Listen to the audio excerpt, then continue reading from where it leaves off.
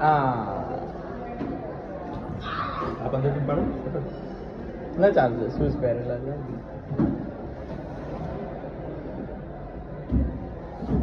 એના બ્લોક્સ બનાવતા નથી આવડતા ને રુદ્ર ઓલા બે માં હામાં બેહાડ દે ને વજન વાળામાં ઊંચું નીચું થાય માં તારી સામે એ સોનું અહીંયા